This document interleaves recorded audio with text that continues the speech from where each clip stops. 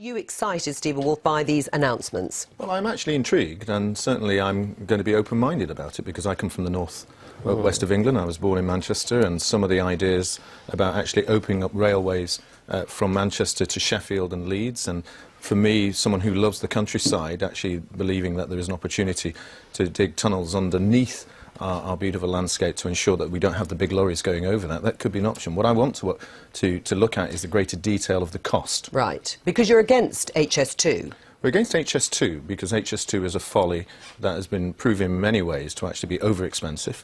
Actually won't bring... Except it will do the things you just said in terms of opening up, according to the government, opening up vast swathes of the country and capacity. Well, not necessarily. They're trying to say it'll open up capacity, but what it actually will do is a number of things when we looked at HS2. First of all, it will ensure only the wealthiest will be able to use it because it's expensive.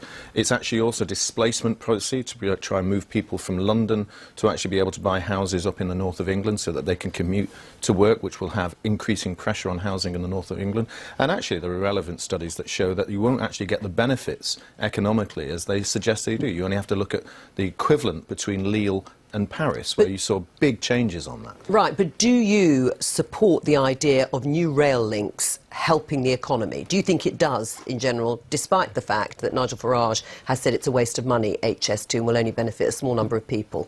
Well, I think HS2 has to be taken out of the right. kind of equation separately. We've often looked at the idea of expanding or improving railway systems in the southwest of England, which is important. So Crossrail 2, would you be in favour of Crossrail 2? I think we might have to consider the argument on that, but of course Peter Whittle would have to consider, as our candidate for the mayoral in London, look at the implications of that. I've not seen the implications or the arguments for Crossrail 2. What I want to look at is we have a railway system that is creaking at the seams, that is being not really had a great deal of investment in some parts of the country, particularly in the north, where you could look at the immediate problem when I look at the trains going to Sheffield and Leeds from Manchester. Why aren't we looking at expanding the railway, the kind of trains themselves? Why aren't we expanding the platforms? These are things that could be done immediately. So I want to look at the immediate way of impacting those costs and then review the whole idea in the future. You didn't frankly have the balls to put country before party.